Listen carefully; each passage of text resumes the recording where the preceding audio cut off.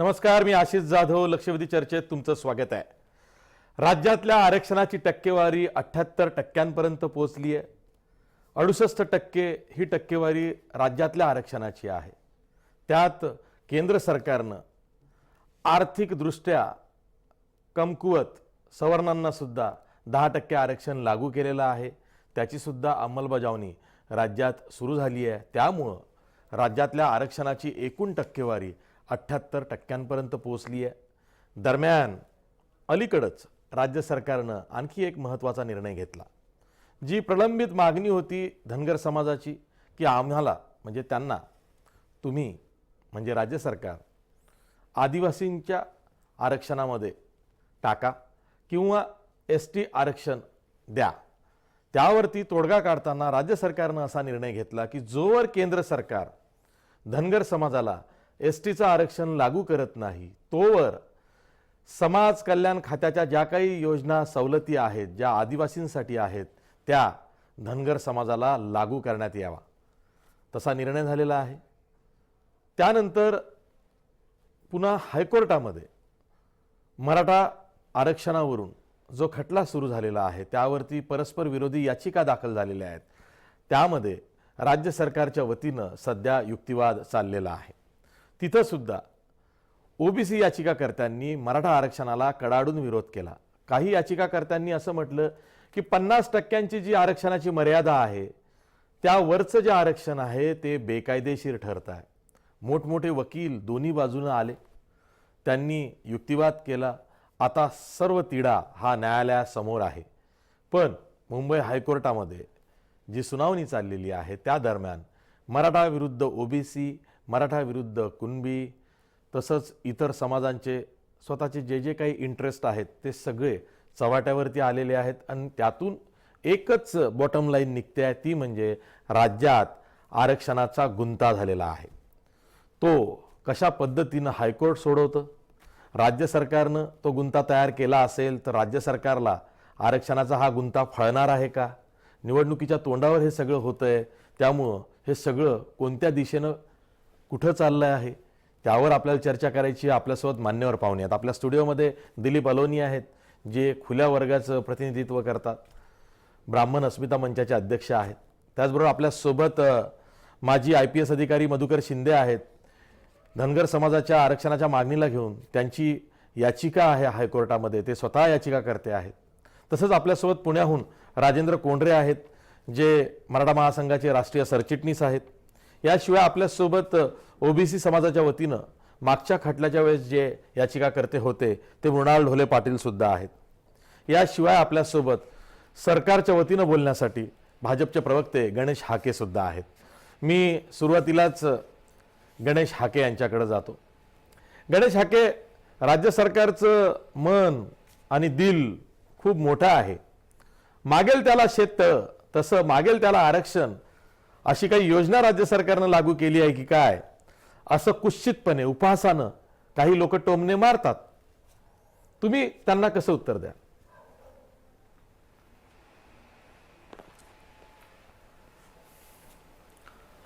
तुम्ही उलट आशिष, मला असं म्हणायचं आहे की सामाजिक न्यायाच्या दृष्टिकोनातून जो समाज मागासलेला आहे अशा समाजाला न्याय देण्याचं काम ह्या सरकार करत आहे. आणि उपहासानं कोण काही जरी बोलत असलं तर खऱ्या अर्थानं समाजामध्ये जो उपेक्षित, शोषित, गरीब समाज आहे त्याला न्याय देण्याचं काम ह्या आरक्षणाच्या माध्यमातून हे सरकार करत आहे. वेगवेगळ्या सरकारची मराठा आरक्षणाची मागणी गेली 40 वर्षापासूनची होती. धनगर समाजाच्या आरक्षणाची मागणी गेल्या 40 वर्षापासून आहे.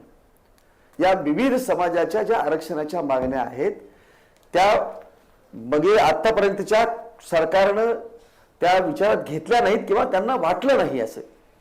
पण या सरकारनं सामाजिक न्यायाची भूमिका घेऊन या समाजाला न्याय देण्याचं काम केलेलं आहे. आणि मला असं वाटतं की हे सरकार, भारतीय जनता पार्टीचं सरकार, या महाराष्ट्राचे मुख्यमंत्री देवेंद्र फडणवीस हेच फक्त निर्णय घेऊ शकलेत.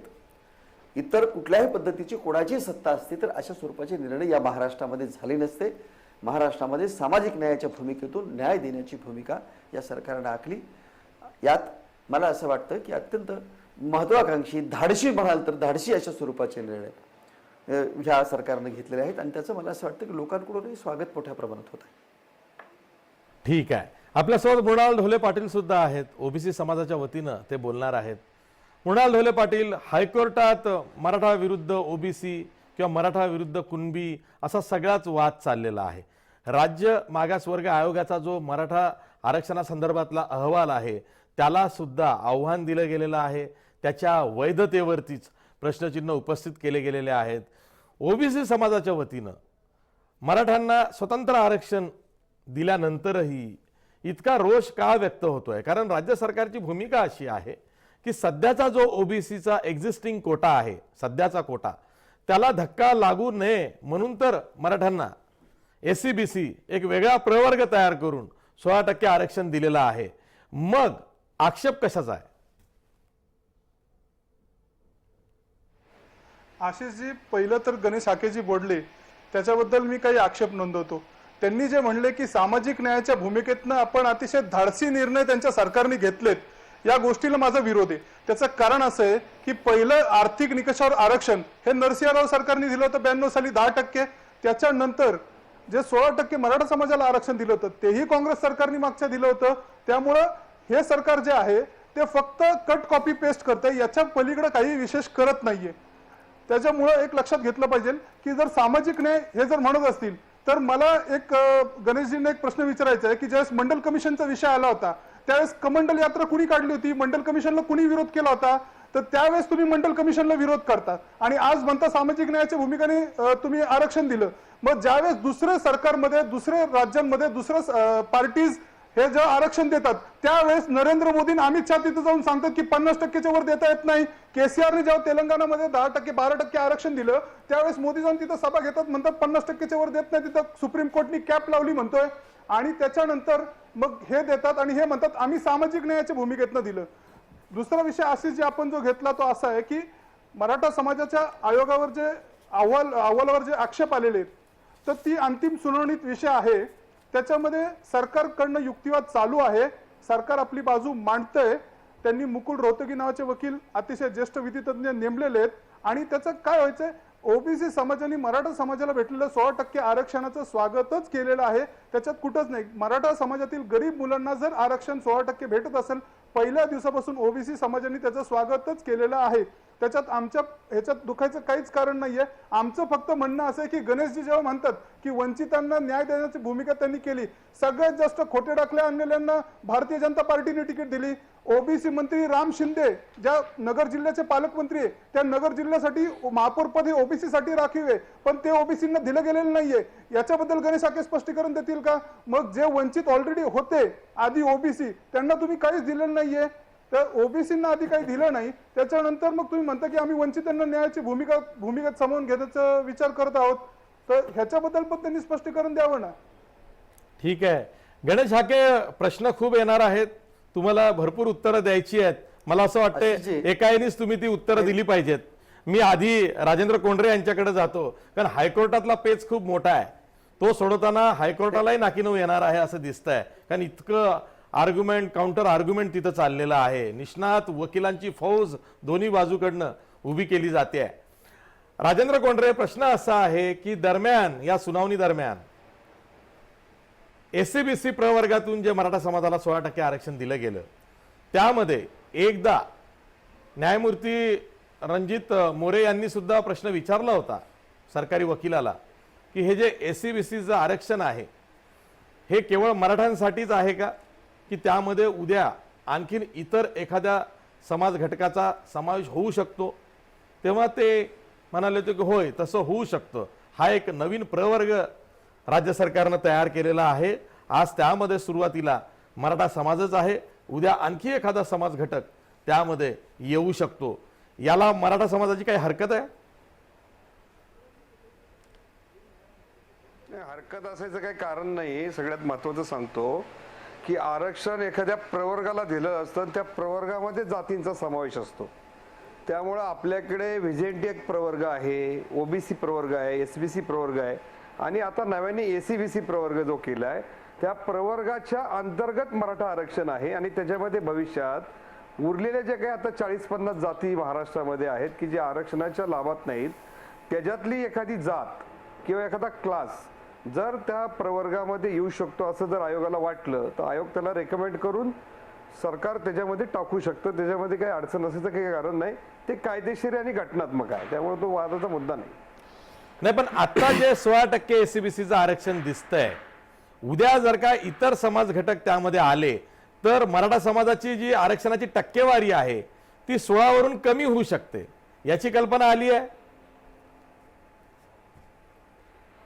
हो, नक्की आली आहे. कसं आहे आता माहिती का, एसटी मध्ये जाताना धनगर समाजाला एसटी वाले अडवतात. ओबीसी मध्ये हे जरी काही सांगत असले की आमचा पाठिंबा आहे, तर आयोगाकडे 184 निवेदनं ओबीसी समाजाची होती की मराठा समाजाला आरक्षण द्या पण आमच्यामध्ये देऊ नका, ही त्यांची भावना होती.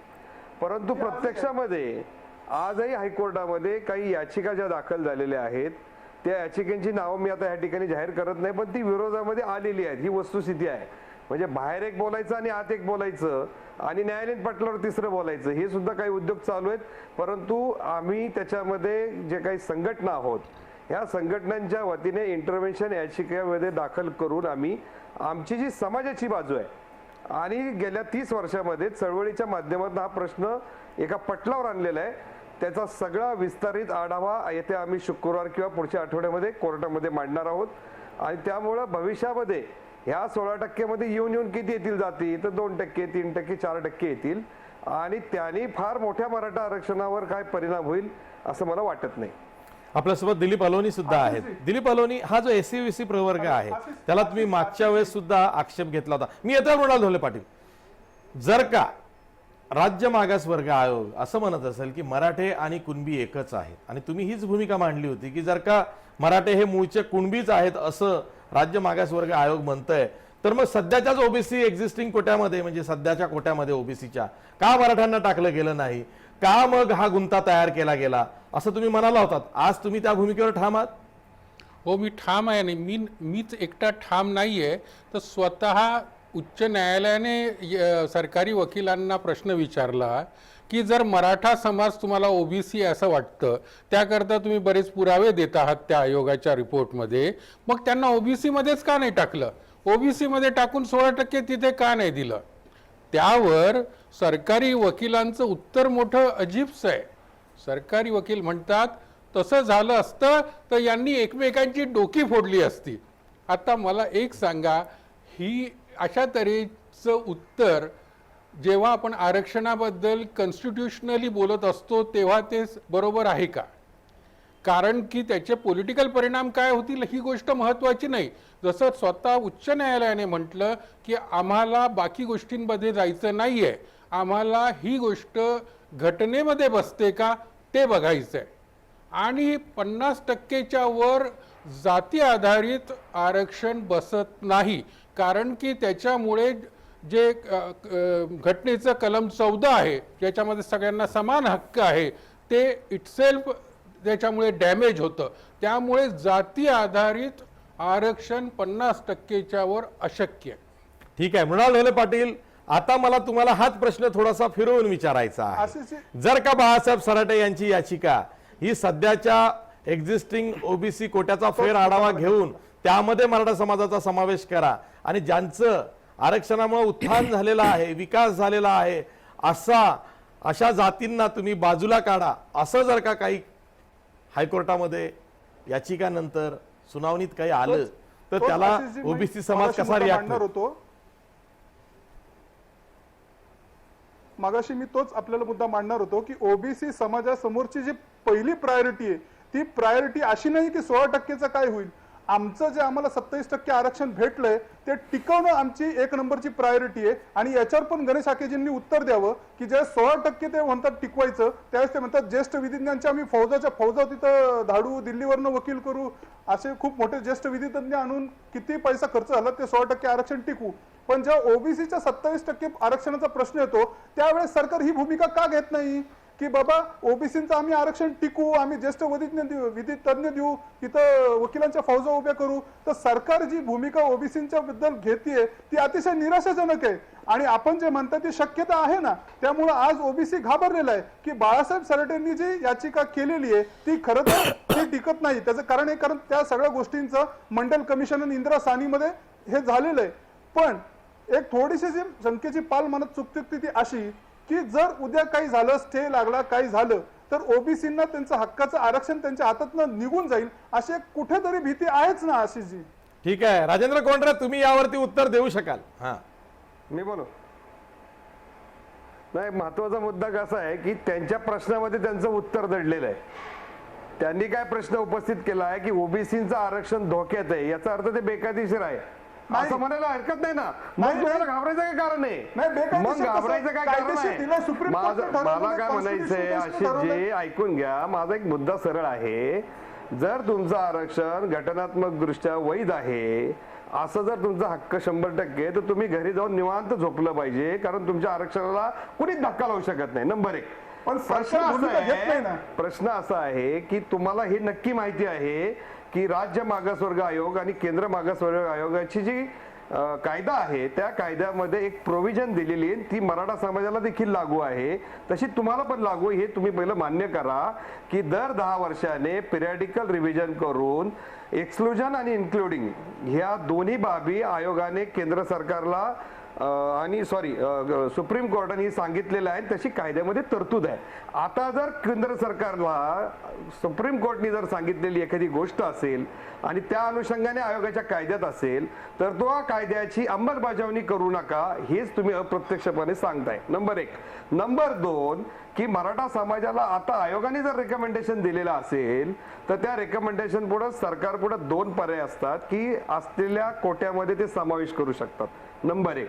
आणि त्या समावेशामध्ये जर ती बाब पूर्णपणे त्या समाजाला न्याय देणारी ठरत नसेल तर त्याच्यासाठी एक स्वतंत्र प्रवर्ग तयार करून घटनेच्या 15(4)(16)(4) प्रमाणे जर ते आरक्षण दिलेलं असेल तर तो प्रश्न त्याच्यामध्ये तो टिकवण्याचा आहे. आणि तो टिकवण्यामध्ये आता जे न्यायालयामध्ये फक्त 4 बाबी आल्या की त्याच्यामध्ये 102वी जी घटना दुरुस्ती झालेली आहे त्याच्याप्रमाणे ते सेंट्रल लिस्ट पुरतं मर्यादित आहे असा आमचा पहिला दावा आहे.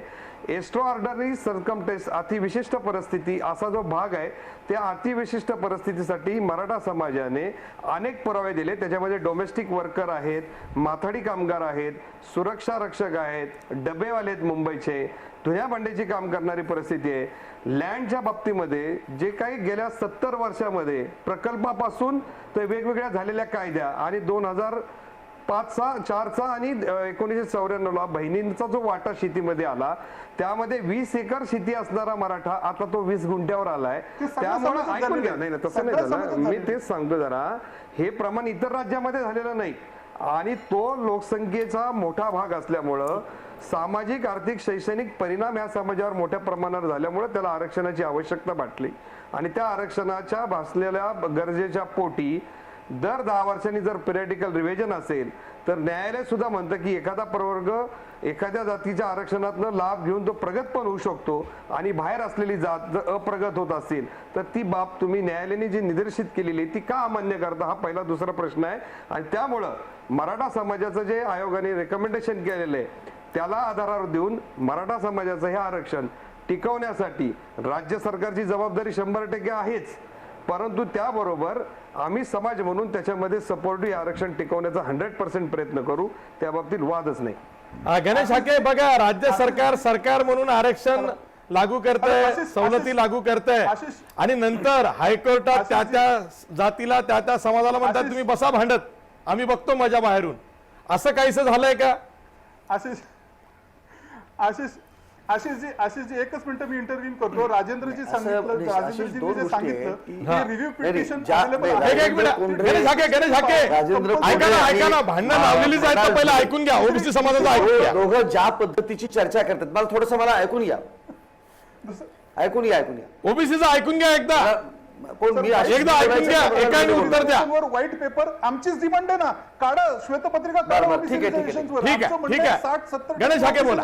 पळवलेलं आहे, काढा व्हाईट पेपर काढा, सरकारने काढा. गणेश हाकेंनी डिक्लेअर करावं की ते श्वेतपत्रिका काढायला तयार आहे ओबीसी रिझर्वेशन वर. ठीक आहे, गणेश हाके बोला.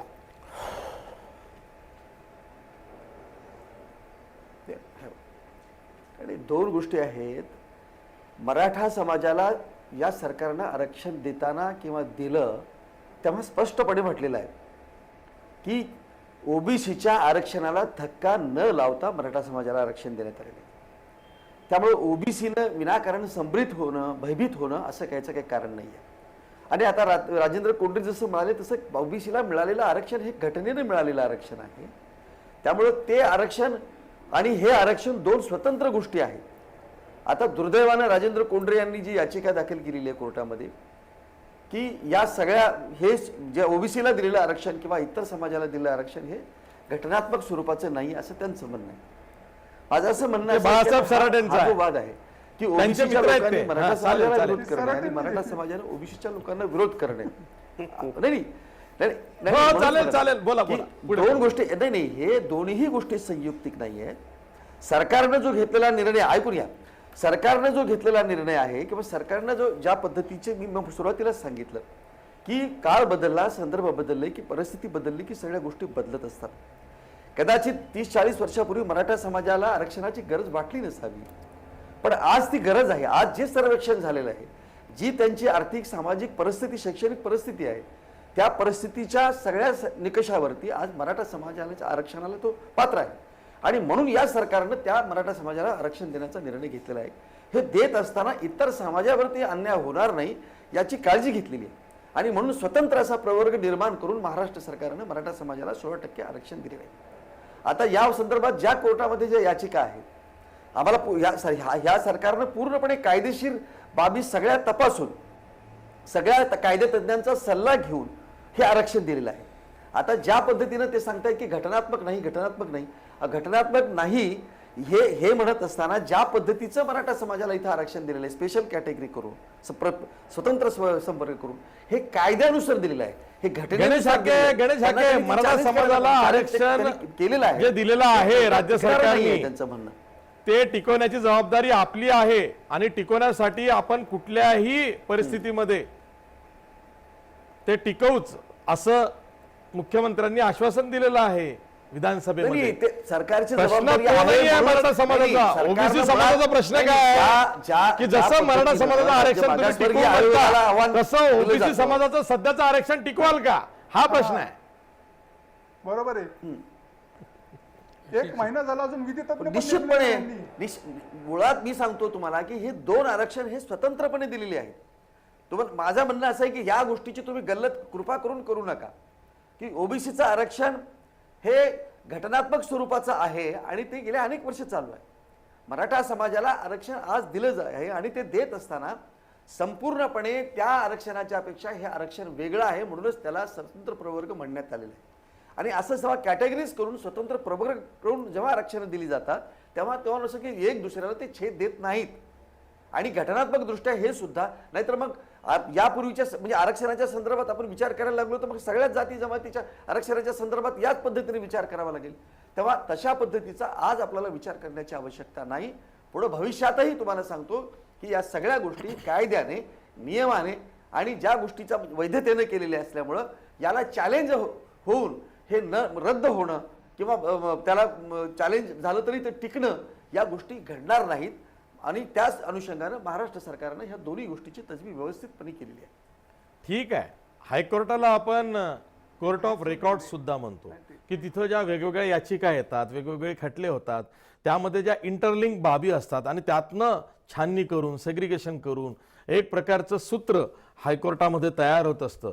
आता आरक्षणाला घेऊन इतक्या याचिका, म्हणजे बाजूनं विरोधात परस्परांना काउंटर करणाऱ्या याचिका, एका याचिकाकर्त्याच्या 3-3 याचिका ह्या आलेल्या आहेत. आणि त्यातून हा सध्या आरक्षणाचा खटला मुंबई हायकोर्टात सुरू आहे, ज्यामध्ये राज्य सरकारच्या वतीनं युक्तिवाद करण्याचं काम सुरू आहे. दरम्यान राज्य सरकार आरक्षणाच्या बाबतीत बैठका घेतं, ज्या मंत्रिमंडळाच्या उपसमित्या आहेत त्यातून तोडगा काढण्याचा प्रयत्न करतोय. आणि असाच तोडगा धनगर आरक्षणाच्या बाबतीत राज्य सरकारनं काढला आहे. कोण जाणे उद्या धनगर आरक्षणाचा सुद्धा पेच हा हायकोर्टापर्यंत जाईल आणि जाऊ शकतो. जर का मराठा समाजाचा, ओबीसी समाजाचा जाऊ शकतो तर धनगर आरक्षणाचा पण जाऊ शकतो. काल परवाच मुंबईत आदिवासी समाजाचा धनगर आरक्षणाच्या सवलतींना घेऊन विरोधात मोर्चा झालेला आहे.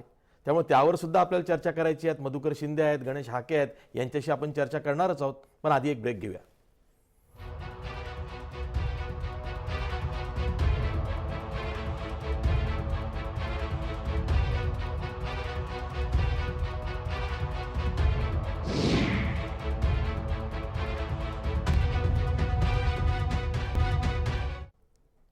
ब्रेकनंतर पुन्हा तुमचं स्वागत. मी जातोय मधुकर शिंदे यांच्याकडं. राज्याचे माजी IPS अधिकारी आहेत. धनगर समाजाच्या वतीनं त्यांनी याचिका दाखल केली आहे हायकोर्टामध्ये. सर, धनगर समाजाची जी मागणी होती की आम्हाला सध्याचं जे NTDचं आरक्षण आहे ते नको आहे, तर त्याऐवजी STचं आरक्षण द्यावं. सध्या 3.5% मिळतं, STचं 7% जर का मागणी पूर्ण झाली तर मिळू शकतो. मुख्यमंत्री जेव्हा प्रदेशाध्यक्ष होते भाजपचे, तेव्हा बारामतीमध्ये धनगर समाजाला त्यांनी आश्वासन दिलं होतं की पुढचं सरकार जेव्हा भाजपचं येईल तेव्हा पहिल्या राज्य मंत्रिमंडळाच्या बैठकीत हा निर्णय घेतला जाईल. पण आता लोकसभा निवडणुकीच्या अलीकडच्या म्हणजे शेवटच्या मंत्रिमंडळाच्या बैठकीत तो निर्णय जवळपास होतोय. म्हणजे अजूनही तो पूर्ण झालेला नाही. तर केंद्र सरकार जे काही करेल तोवर राज्य सरकार तरी समाज कल्याण खात्याच्या ज्या सवलती आदिवासींना आहेत त्याच धनगरांना लागू करतंय आणि त्या केलेल्या आहेत. एवढं सगळं दिल्यानंतर सुद्धा धनगर समाजाच्या काही मागण्या राहिलेल्या आहेत की मागणी पूर्ण झाली आहे?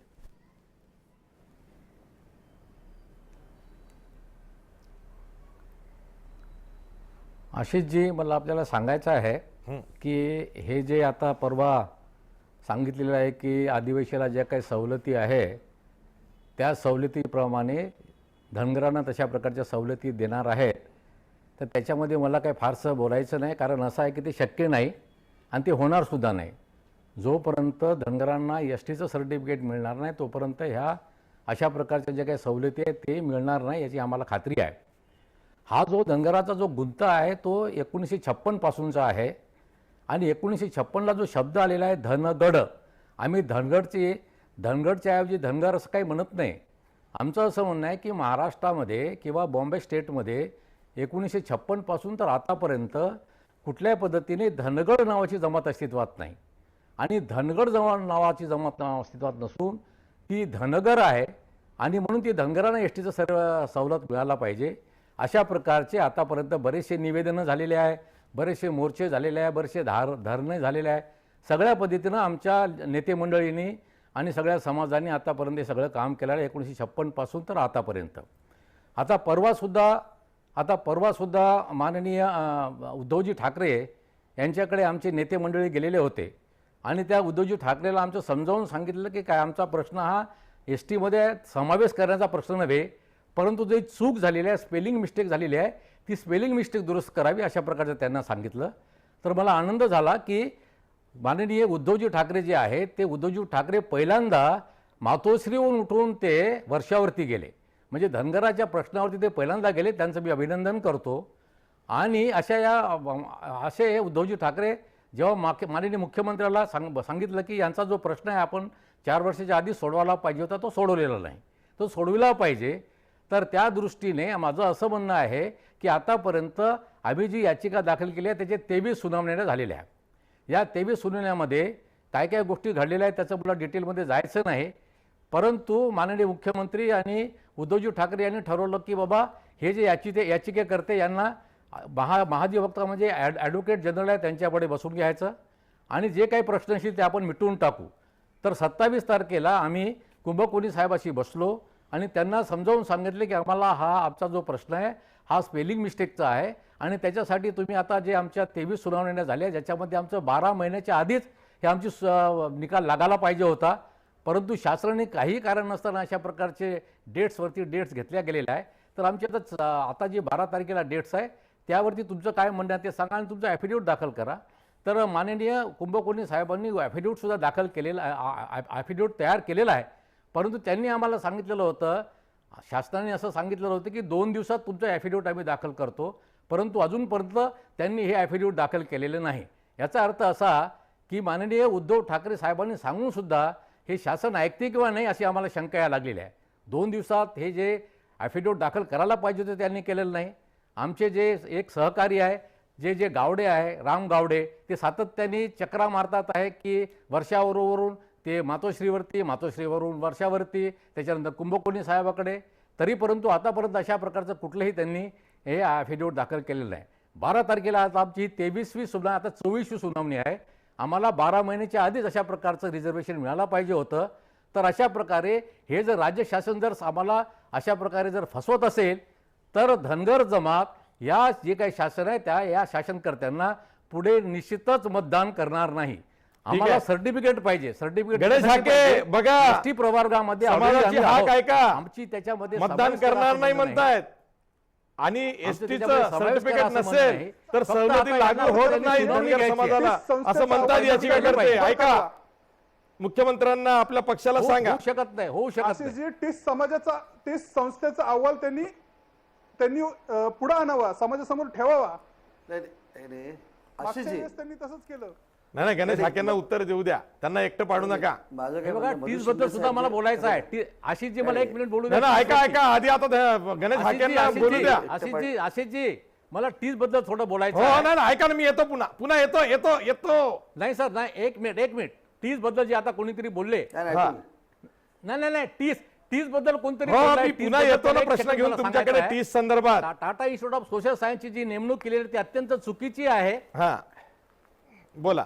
हा या हा ठीक आहे, गणेश हाके उत्तर द्या. एक तर एसटीचं सर्टिफिकेट नसेल तर ह्या सवलती लागू करण्याच्या निर्णयाला काहीही अर्थ नाही असं धनगर समाजाची याचिकाकर्ते म्हणतायत.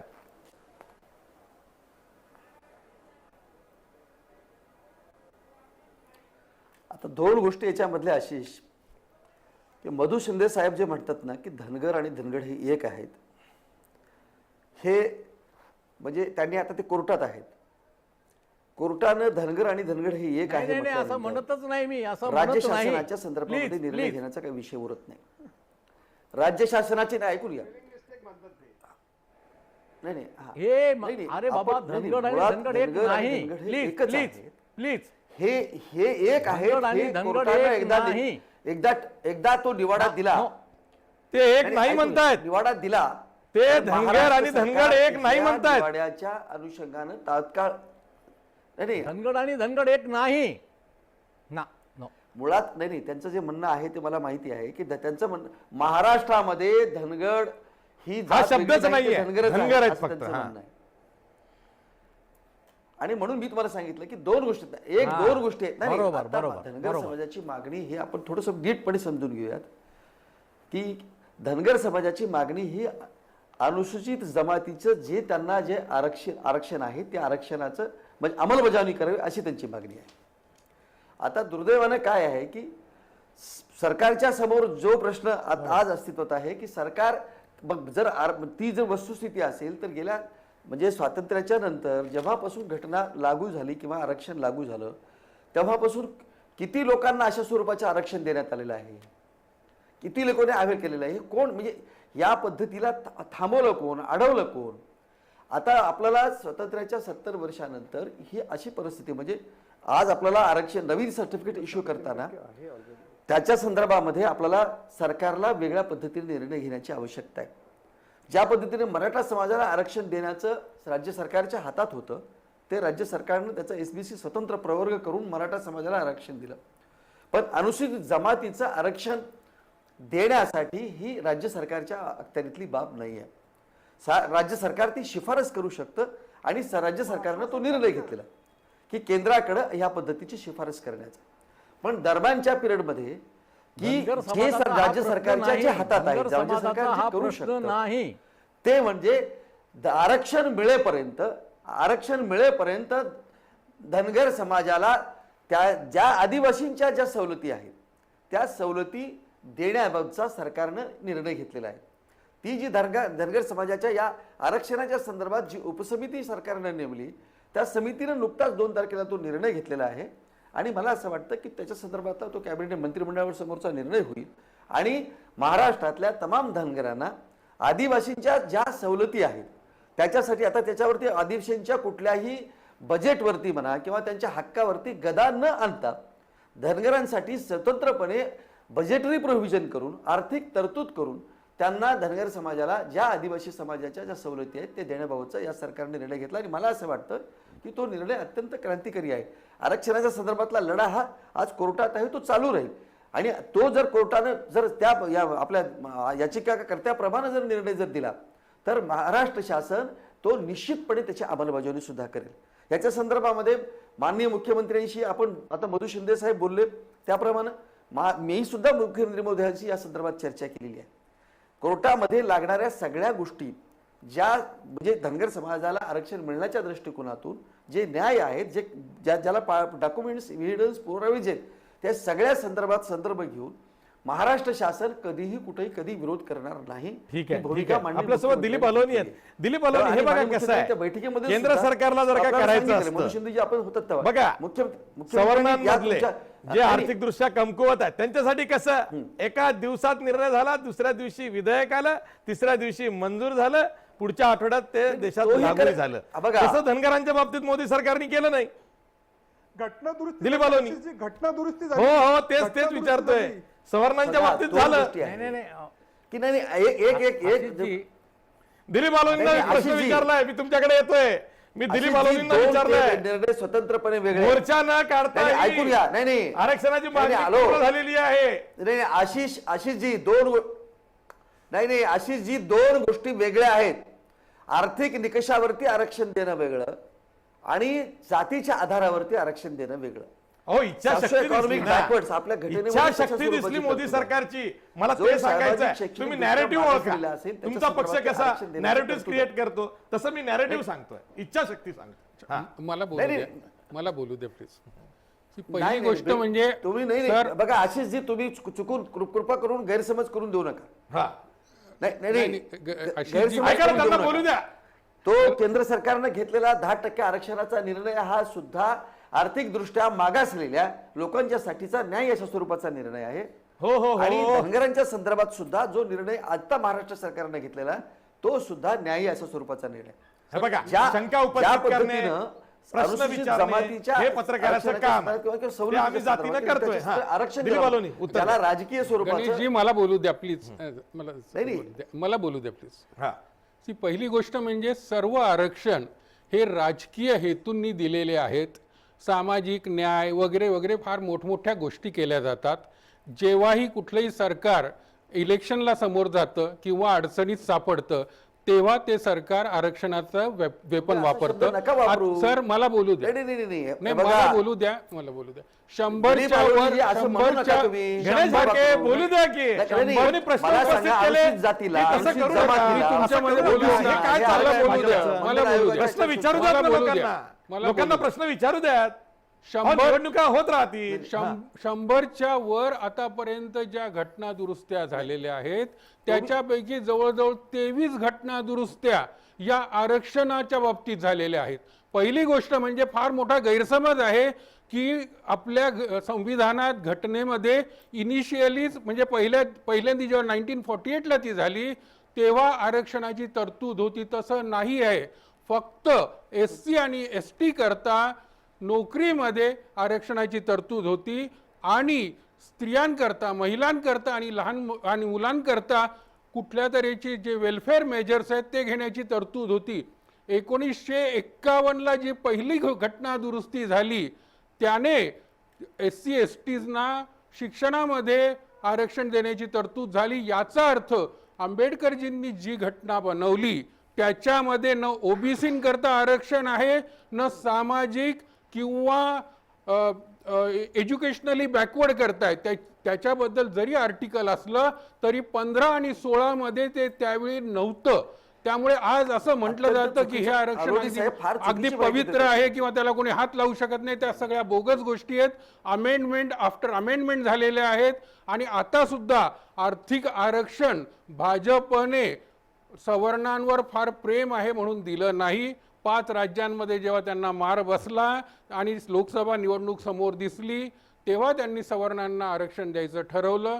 पण तरी सुद्धा तो अत्यंत फार मोठा ऐतिहासिक निर्णय आहे आणि त्याकरता आम्ही भाजप सरकारचं आणि अपोजिशनचं दोघांचे आभारी आहोत. कारण की सवर्णांवर प्रचंड अन्याय होत होता. परंतु मी आजही हे नेहमी म्हणेल की OBC असो, SC ST असो किंवा सवर्ण असो, 8 लाखांची क्रिमी लेअरची जी मर्यादा आहे ती चुकीची आहे. त्यामुळे गरीब गरीबच राहतील, श्रीमंत श्रीमंतच होत राहतील. ती मर्यादा 2 ते 2.5 लाखापर्यंत गेली तरच ह्या आरक्षणाचं भूत शेवटी गाडलं जाईल, नाहीतर हे कायम चालूच राहील. ठीक आहे. मी राजेंद्र कोंडरे यांच्याकडे यासाठी जातो आणि धनगर आरक्षणाचा प्रश्न घेऊन मी त्यांच्याकडे जातो. कारण मी त्यांच्या संपर्कात आहे. मला माहिती आहे की त्यांनी छोटे मोठे GR बघितलेले आहेत कसे निघतात. सरकारचे निर्णय हे अगदी राज्य मंत्रिमंडळ पातळीवरती सुद्धा घेतले जातात, पण जेव्हा अंमलबजावणीचा प्रश्न येतो तेव्हा तोच सरकारी अधिकारी त्याच्या वरिष्ठानं निर्णय घेतला असला तरी आधी सांगतो की GR मधल्या या त्रुटी आहेत, त्यामुळं याची अंमलबजावणी नीट होत नाही. असं काहीसं आत्ता जो धनगर आरक्षणाच्या बाबतीत निर्णय झालेला दिसतोय की एसटीचं प्रमाणपत्र नसताना सुद्धा एसटीच्या समाज कल्याण खात्याच्या योजना किंवा सवलती धनगर समाजाला लागू करा, या बाबतीत असं काही होऊ शकतं की खरंच राज्य सरकारने जी इच्छाशक्ती दाखवली, ज्या लागू केलेल्या आहेत त्या तशा तो सर्रास privilege त्याची आहे. अंमलबजावणी होईल? तो राज्य सरकारला तो अधिकार आहे तो. अहो ऐका तर, जरा ऐकून तर घेऊया ना. बाबत प्रश्न असेल, प्रश्न विचारू द्या ना. हा घ्या. नाही, एक धनगर आरक्षणाची एक महाराष्ट्राला माहिती व्हावी एक तटस्थपणाने. त्यांच्या वादामध्ये मी काही जाणार नाही, पण ही माहिती असली पाहिजे महाराष्ट्राला. मगाशी शिंदे साहेब म्हणले की ते 1956ला प्रेसिडेन्शियल ऑर्डरमध्ये महाराष्ट्राच्या धनगड हा शब्द आहे, तो असेल, बरोबर आहे. पण त्या काळामध्ये नंतर जी ओबीसीची लिस्ट महाराष्ट्राची झाली, इंटरमिजिएट क्लासची जी 1943ची यादी, त्याच्यामध्ये धनगर समाज हा त्या यादीमध्ये होता, तो इंटरमिजिएट होता. नंतर राज्याने जी यादी तयार केली त्या यादीमध्ये सुद्धा धनगर समाजाचा उल्लेख होता.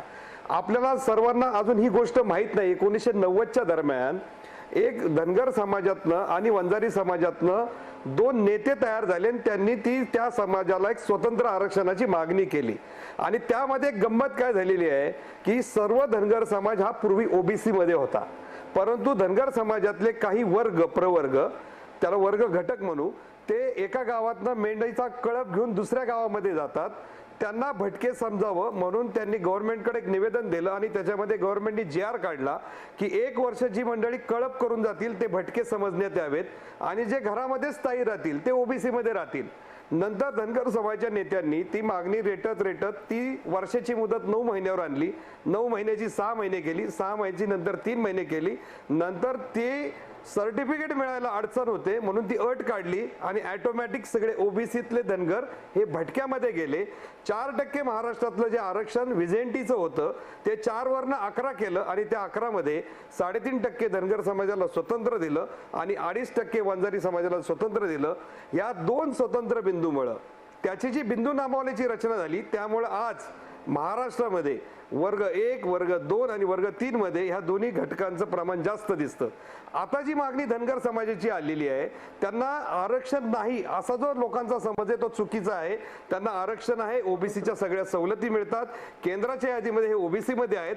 त्यांना आरक्षण जे पाहिजे ते स्थानिक स्वराज्य संस्थांचं जे आरक्षण लोकसभेमध्ये किंवा निवडणुकीमध्ये आहे, त्या निवडणुकीचा आरक्षणाचा फायदा धनगर समाजाला मिळाला पाहिजे. पेसा ऍक्ट जो महाराष्ट्रामध्ये तयार झाला त्याच्यामध्ये आदिवासी नेत्याने एक मोठी चोरी केलेली आहे की केंद्राच्या बरोबर राज्याची जी अनुसूचित जमातीच्या आमदारांची एक समिती असते, हे पण महाराष्ट्राला कळलं पाहिजे कशी चोरी होते ते. त्यामध्ये त्या आमदारांनी एक ठराव केला की आदिवासी ट्रायबल एरियामध्ये वेगवेगळे जे सवलती लोकांपर्यंत जायला पाहिजे, त्याच्यामध्ये वर्ग 3 आणि वर्ग 4चे ज्या घटक आहेत, या लोक त्या गावात ते राहत नाही, त्यामुळं त्या जागा सगळ्या आहेत सरकारी. तो कोतवाल असेल, ग्रामपंचायत सचिव असेल किंवा तिथं डॉक्टर असतील किंवा स्थानिक पातळीवर जे वर्ग लागतो सरकारी, ह्या तलाठी बिलाटी जागा ह्या स्थानिकातनं भरायचं सांगितलं. हा नेता राज्यपालांकडे गेला आणि त्या प्रोसिडिंग मध्ये स्थानिकच्या ऐवजी स्थानिक आदिवासी शब्द घातला आणि त्या शब्दामुळं आज राज्यामध्ये जवळपास 10,000 जी नोटिफाईड गावं आहेत आदिवासींसाठी, त्याच्यामधले एससीचं आरक्षण गेलं, एसटीचं वाढलं गेलं, ओबीसीचं पण आरक्षण गायब झालं. ह्याच्याबद्दल कुठेही महाराष्ट्रामध्ये कुणी बोलत नाही, त्यांना फक्त मराठा आरक्षण दिसतं. त्यामुळे परवा जो ओबीसीचा मोर्चा आला त्यामध्ये ओबीसीचं हितरक्षण करणारे जे धनगर समाजाचे नेते बोलत होते, त्यांनी ह्या गोष्टीकडे पण लक्ष दिलं पाहिजे. हा पहिला मुद्दा सांगतो. आणि आता पेसा ऍक्ट मुळे काय होणार आहे तर धनगर समाजाला अॅट्रॉसिटीचं आरक्षणाचं कवच मिळेल आणि त्याच्यामधनं अजून एक वाद वाढतील. त्यामुळे माझी एक विनंती आहे की आता आरक्षणाच्या बाबतीमध्ये राज्य सरकारने त्यांना सवलती लागू केली तर आपल्याकडे एससी आणि एसटी प्रवर्गाला लोकसंख्येच्या प्रमाणामध्ये बजेट प्रोव्हिजन ही घटनात्मक तरतूद आहे आणि त्या तरतुदीचा बेनिफिट ह्या धनगर समाजाला आरक्षणाच्या माध्यमातून मिळवून द्यायचा आहे. हाच त्यातला भाग आहे. त्यामुळे सवलत ही सरकारला एका पातळीवर त्यांना देता येतील, परंतु बजेटमधली तरतूद लोकसंख्येच्या प्रमाणामध्ये जर 60% आदिवासींची असेल तर धनगर समाजाचे जे पॉप्युलेशन आहे जे वाढवलेलं दाखवलेलं आहे, परंतु प्रत्यक्षात जे पॉप्युलेशन आहे त्या पॉप्युलेशनच्या प्रमाणामध्ये सरकारला तशी आर्थिक तरतूद करून ते देता येईल. सवलत देण्याला कोणालाही अडचण नाही. आर्टिकल 46 प्रमाणे जे दुर्बल घटक आहे त्याच्यासाठी शासन त्याला आर्थिक तरतूद करून देऊ शकतं. परंतु घटनात्मक आरक्षण त्यांना जर द्यायचं असेल तर त्या प्रेसिडेन्शियल ऑर्डरमध्ये ज्या तरतुदी आहेत त्याप्रमाणे केंद्र सरकारकडे सुद्धा अजून 22 कमिट्या आहेत. त्या कमिट्यांचा वळसा पार केल्याशिवाय धनगर समाजाचा आदिवासी प्रवर्गामध्ये त्या कॅटेगरीला आवश्यक असणारे जे निकष आहेत ते निकष पार केल्याशिवाय तिथं संरक्षित आरक्षण मिळणं शक्य आहे. आणि ते सगळा बाब आहे ती संबंध केंद्र सरकारच्या ताब्यात आहे. बरोबर आहे. केंद्र सरकारच्या कोर्टात हा चेंडू आहे. आपण एक ब्रेक घेणार आहोत. ब्रेक नंतर मी पुन्हा मधुकर शिंदे यांच्याकडे जाणार आहे. धनगर आरक्षणाचाच प्रश्न घेऊन मी त्यांच्याकडे जाणार आहे. हे बघा, सरकार सवलती लागू करतं म्हणतंय, पण ते आरक्षण नाहीये. मग आरक्षण कोणतं आहे? तर केंद्र सरकार धनगरांच्या बाबतीत आरक्षणाच्या दृष्टीनं जर का काही निर्णय घेईल तर तेव्हा ते आरक्षण मिळणार आहे. आता आदिवासींच्या सवलती लागू केलेल्या आहेत, बजेटरी प्रोव्हिजन त्या पद्धतीनं करायला सांगितलेलं आहे, पण तरी सुद्धा त्यांची अंमलबजावणी कशी होणार आहे? आणि महत्त्वाचं म्हणजे जो 30चा अहवाल धनगर आरक्षणाबाबत आला होता राज्य सरकारकडं, त्याचं काय झालं? कारण त्यावरती कारवाई करू, त्यावरती तो मांडू असं जेव्हा राज्य सरकार सांगत होतं आणि मध्येच मग राज्य सरकारनं आदिवासींच्या सवलती धनगर समाजाला लागू करण्याची घोषणा केलेली आहे. त्याबद्दल मला बोलतं करायचं आहे, पण ब्रेक नंतर.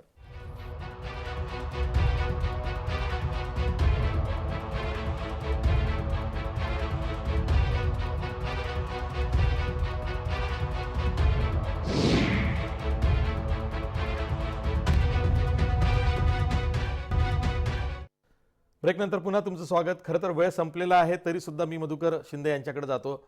मधुकर शिंदे, प्रश्न तोच आहे की 30चा अहवाल येणार होता, त्याचं काय झालं? आणि त्यानंतर आता राजेंद्र कोंडरेंनी जी माहिती दिलेली आहे ती काहीशी नकारार्थी जरी असली तरी ती वस्तुस्थिती आहे, ती नाकारता येत नाही.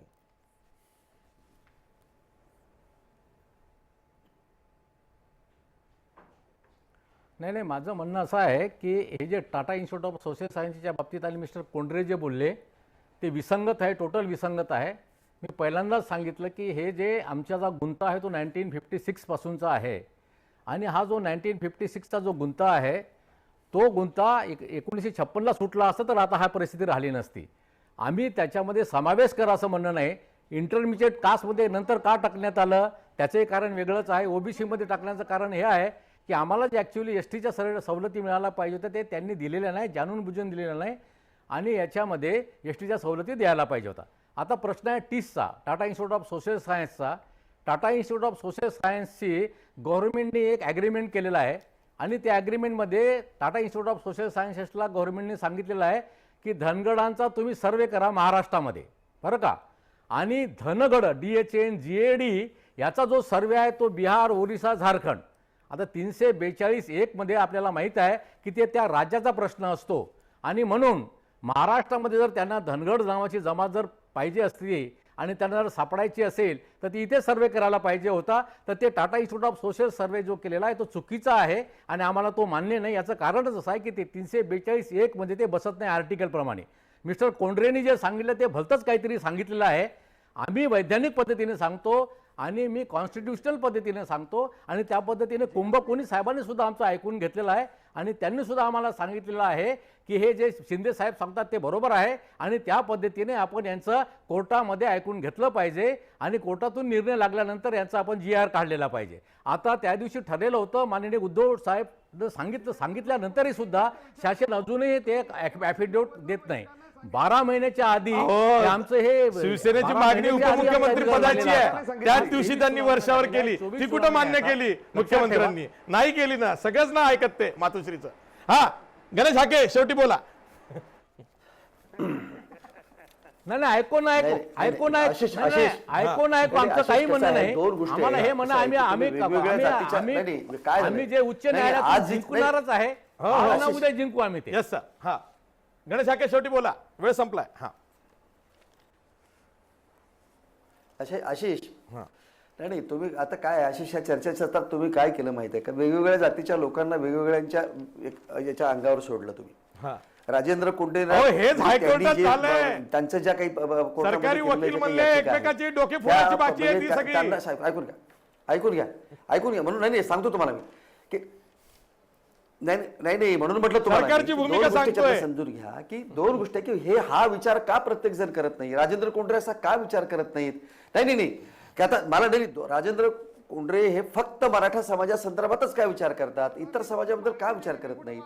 ते आपल्या विरोध नाही केलेला. ओबीसी बद्दलच काय विचार करतात, मी विरोध नाही केला. समाजाबद्दलच काय विचार करतात. माझं म्हणणं की नाही ऐकून घ्या याच्यातला नाही काय आहे की हा सगळा विचार सरकार म्हणून करत असताना सरकारला सगळ्या जाती ह्या सारख्या असतात आणि ती भूमिका बजावत असताना सामाजिक न्यायाच्या भूमिकेतून सरकार या सगळ्या गोष्टीचा विचार करत असतात. ठीक आहे, आज सरकार लढत असताना त्या राजेंद्र विचार कोंढरेंना वाटतं की करते आहे, धनगर समाजाची सरकारने संख्या affidavit फुगवून दाखवलेली दाखल केलेला आहे. आहे. धनगरांना वाटतं मराठा समाजाची तो आहे 1931च्या नंतर जनगणना झालेली मग मराठा समाजाची संख्या उद्यावरती पुढे ढकललेली आहे. ते योग्य नाही. सरकार आणखीन काय सांगतं याकडे सर्वांचं लक्ष लागलेलं आहे. ऐकून मी घ्या. सर्व मान्यवर पाहुण्यांचे आभार मानतो. नाही, मला नाही, वेळ ऐकून- संपलेला नाही, आहे. दोन- कारण या आरक्षणाचा जो गुंता आहे ना तो इतका सहज आणि सोपा नाहीये की 1 तासाच्या चर्चेमध्ये आपण तो सोडवू. कारण हायकोर्टामध्ये सुद्धा सुनावणी दर सुनावणी हे चाललेलं आहे आणि उद्या हायकोर्टाला सुद्धा सुप्रीम कोर्टात चॅलेंज केलं जाईल.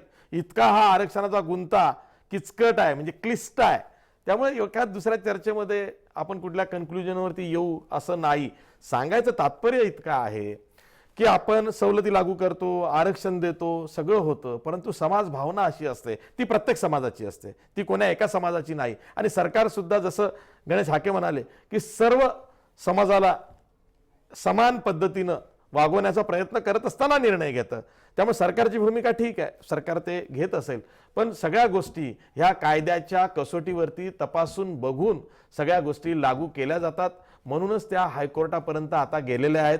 हायकोर्ट काय निवाडा करतं याकडे सर्वांचं लक्ष आहे. इथंच थांबतो. पाहत राहा जय महाराष्ट्र न्यूज.